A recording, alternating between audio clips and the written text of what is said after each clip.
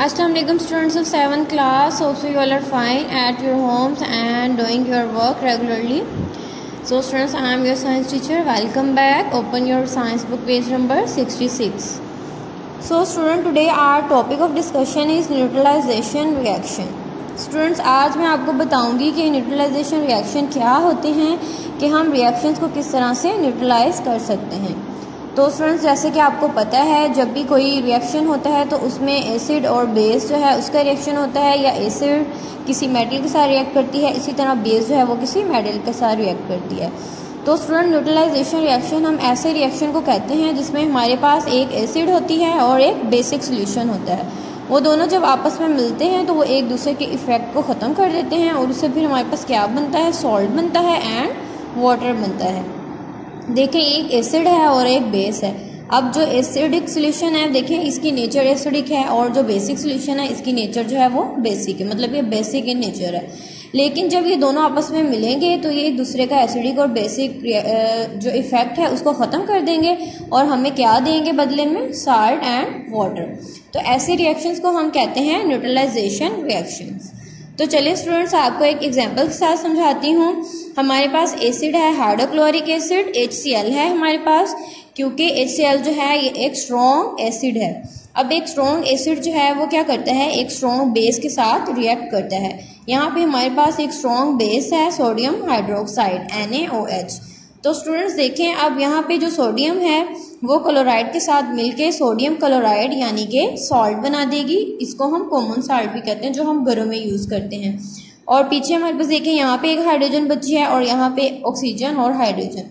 तो दो हाइड्रोजन के मॉलिक्यूल्स हैं जो H2 बनेंगे और 7 ऑक्सीजन मिलके क्या बना देगी, वाटर, H2O यानी कि वाटर। तो स्टूडेंट्स, ये था न्यूट्रलाइजेशन रिएक्शंस।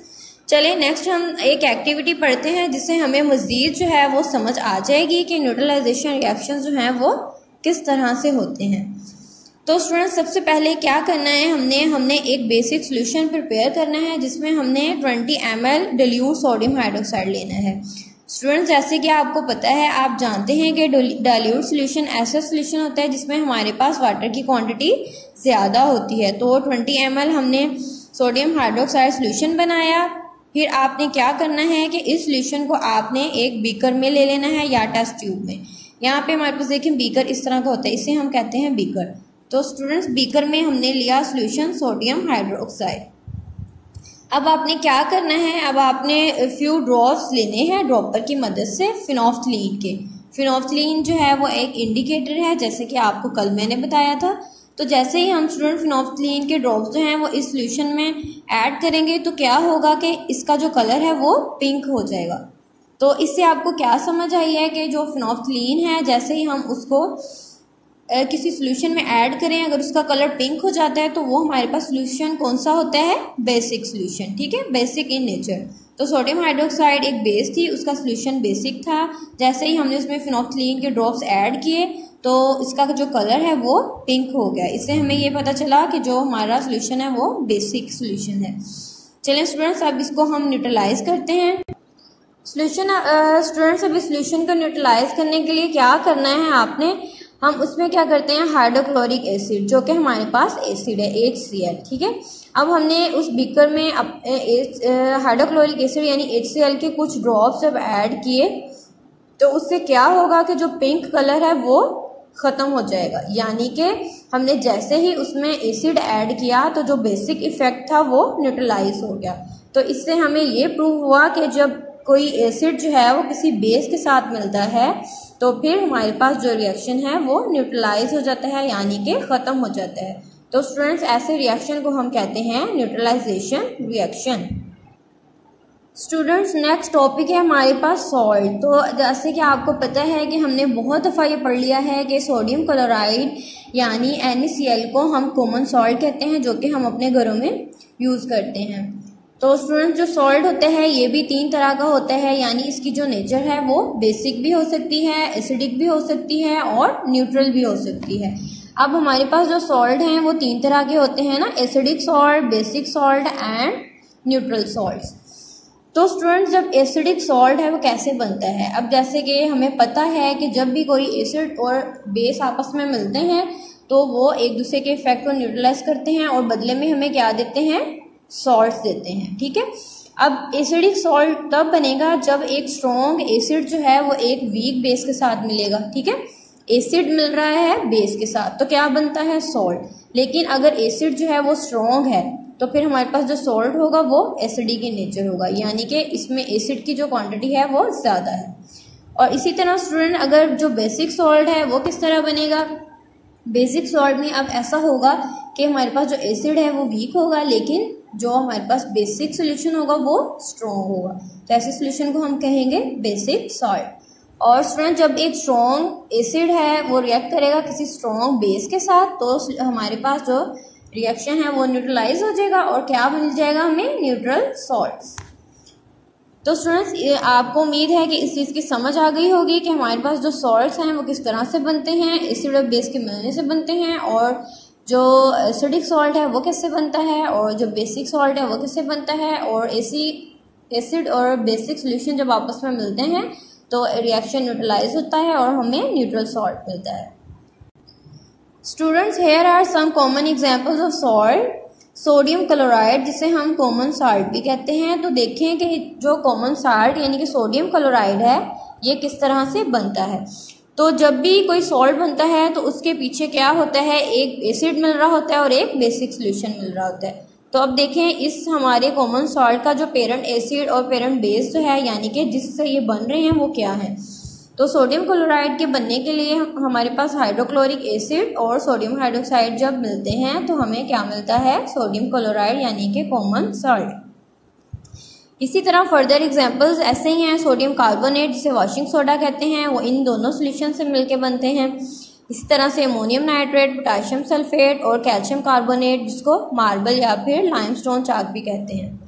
ठीक है स्टूडेंट्स, अब जैसे हमारे पास यहाँ पे है सोडियम कार्बोनेट, तो सोडियम कार्बोनेट का जो फॉर्मूला है इसे हम इस तरह पढ़ेंगे Na2CO3.10H2O, यानी कि 10 इसमें वाटर के मॉलिक्यूल्स हैं, 3 ऑक्सीजन के, 1 कार्बन का और 2 सोडियम के। ठीक है, ये इसका केमिकल फॉर्मूला है। और जो सोडियम कार्बोनेट है ये किस तरह से बनता है, कार्बोनिक एसिड एक एसिड है और सोडियम हाइड्रोक्साइड एक बेस है, इन दोनों के मिलने से। तो स्टूडेंट्स ये थी हमारे पास कुछ कॉमन सॉल्ट्स के examples with their parent acid and parent base. चलें स्टूडेंट्स नेक्स्ट हम देख लेते हैं कि हमारे पास जो सॉल्ट्स होती हैं उनकी क्या प्रॉपर्टीज़ होती हैं। पहले तो हमें ये समझ आ गई है कि जो सॉल्ट्स होते हैं वो बेसिक भी होते हैं, एसिडिक भी होते हैं और न्यूट्रल भी होते हैं। ठीक हो गया। उसके बाद जो सॉल्ट्स होते हैं मोस्टली ये सॉलिड्स होते हैं। ठीक है, आपने देखा होगा हमारे पास जो घरों में कॉमन सॉल्ट यानी कि सोडियम क्लोराइड यूज होता है वो क्रिस्टल्स की फॉर्म में होता है, छोटे छोटे से क्रिस्टल्स होते हैं, सॉलिड पार्टिकल्स होते हैं। ठीक है, तो इससे हमें ये पता चला कि जो फर्स्ट प्रॉपर्टी तो हम अंडरस्टूड है कि ये जो हमारे पास सॉल्ट्स होते हैं ये सॉलिड्स होते हैं और ये वाटर में सॉल्युबल होते हैं। ठीक है, इनमें आ जाते हैं कार्बोनेट्स, ऑक्साइड, सल्फेट्स। ठीक है, ये ऐसे सॉल्ट्स हैं जो कि वाटर में इनसॉल्युबल हैं, क्योंकि कुछ चीज़ें हमारे पास ऐसी हैं, कुछ ऑक्साइड्स ऐसे हैं जो सॉल्युबल होते हैं और कुछ नहीं, कुछ ऐसे हैं हमारे पास जो सॉल्ट्स ऐसे हैं जो वाटर में सॉल्युबल हैं और कुछ ऐसे हैं जो कि इनसॉल्युबल हैं। अब इनसॉल्युबल में कार्बोनेट्स, ऑक्साइड्स एंड सल्फेट्स हैं।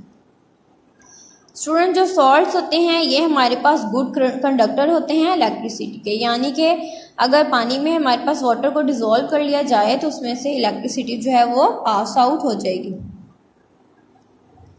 और स्टूडेंट सॉल्ट्स मैंने आपको अभी बताया है कि जो सॉल्ट्स हैं वो क्रिस्टल्स की फॉर्म में होते हैं। ठीक है, पानी में जब इनको ऐड करते हैं तो ये क्रिस्टल्स जो पानी के मॉलिक्यूल्स होते हैं, यानी कि हमारे पास पानी का फॉर्मूला H2O होता है। ठीक है, अब ये मॉलिक्यूल है और ये एलिमेंट अब ये मिल के बना रहे हैं ना, तो हम इन्हें कहेंगे कि ये पानी के मॉलिक्यूल हैं, ऑक्सीजन एंड हाइड्रोजन। तो स्टूडेंट जब हम सॉल्ट्स को वाटर में ऐड करते हैं तो हमारा जो सॉल्ट होता है वो इन मॉलिक्यूल्स के साथ रिएक्ट करता है। ठीक है, और यानी कि वो पानी के क्रिस्टल्स के साथ रिएक्ट करता है, इसलिए हम उसको कहते हैं water of crystallization. And such salts are called hydrated salt. Hydrated word जो है स्टूडेंट्स ये वाटर से निकला है, और हाइड्रेटेड सॉल्ट्स का क्या मतलब हुआ कि ऐसे सॉल्ट्स जो कि पानी में डिसॉल्व्ड हैं। ठीक हो गया। On heating, hydrated salts lose their water of crystallization and as a result the crystals lose their shape and color and change to a powdery substance. तो स्टूडेंट्स यहाँ पे आपको ये कह रहे हैं कि जब हम हाइड्रेटेड सॉल्ट्स को हीट प्रोवाइड करते हैं तो उससे क्या होता है कि हमारे पास जो सॉल्ट्स की जो क्रिस्टलाइजेशन फॉर्म है वो डिसॉल्व होने की वजह से डीफॉर्म हो जाती है, ठीक है। फिर सॉल्ट की कोई शेप नहीं रहेगी, कोई जो है उनकी क्रिस्टल फॉर्मेशन नहीं रहेगी, वो एज अ पाउडर की फॉर्म मतलब एक पाउडरी सब्सटेंस जो है वाटर में डिसॉल्व हो जाए। स्टूडेंट नेक्स्ट हमारे पास आ जाते हैं uses of some common salts. अब हम देखेंगे कि जो साल्ट्स हैं उनके क्या क्या यूजेस हैं। डिफरेंट हमारे पास साल्ट्स हैं, सोडियम क्लोराइड है, sodium carbonate and sodium bicarbonate. तो स्टूडेंट जो सोडियम क्लोराइड होता है इसे हम टेबल सॉल्ट भी कहते हैं, कॉमन सॉल्ट भी कहते हैं, जो कि हमारे घरों में यूज़ होता है और ये किस पर्पज़ के लिए यूज़ होता है, कुकिंग और ईटिंग में। नेक्स्ट सोडियम कार्बोनेट है। स्टूडेंट जो सोडियम कार्बोनेट होता है ये डिफरेंट डिटर्जेंट्स में, वॉशिंग सोडास वगैरह में यूज़ होते हैं उन्हें बनाने में।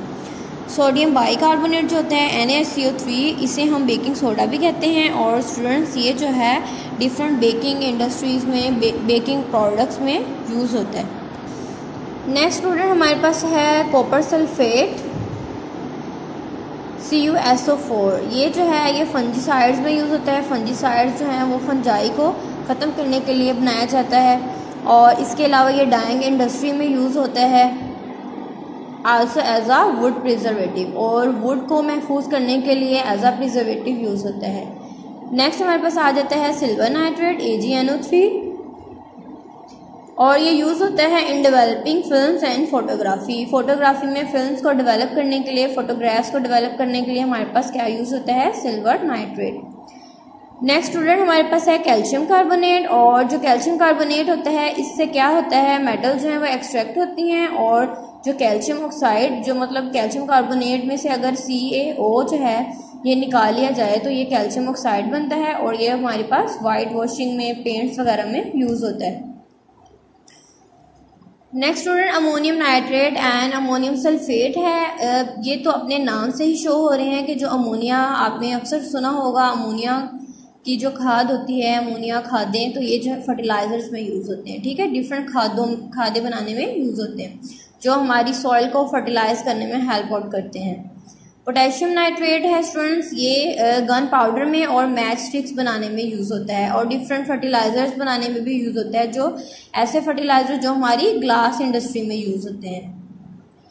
Potash Alum K2SO4.Al2SO4 thrice .24H2O, ये इसका केमिकल फार्मूला है, यानी कि जो पोटैश एलम है वो पोटेशियम सल्फेट से और एल्यूमिनियम सल्फेट से बनता है और उसमें वाटर के जो मॉलिक्यूल्स हैं वो 24 होते हैं। और स्टूडेंट जो पोटैश एलम है ये हमारे पास वाटर को प्योरीफाई करने में यूज़ होता है, यानी वाटर को क्लीन करने में, वाटर को डिटर्जेंट जर्म से जो है वो फ्री करने में यूज़ होता है। चलें स्टूडेंट नेक्स्ट जो है वो अब ट्राई करते हैं कि हमने अब तक जो पढ़ लिया है उसमें से अगर हमसे जो है वो क्वेश्चनिंग की जाए तो क्या हम उनके आंसर कर सकते हैं।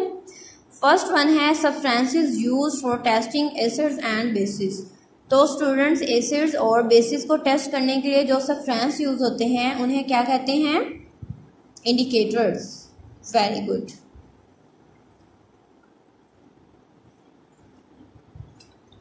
The chemical name for common salt. अब कॉमन साल्ट जो है उसका केमिकल नेम क्या है, सोडियम क्लोराइड। ये भी हमने बहुत दफ़ा पढ़ लिया है। NaCl इसका फॉर्मूला है और इसको आपने लिखना है sodium chloride. Indicators and sodium chloride.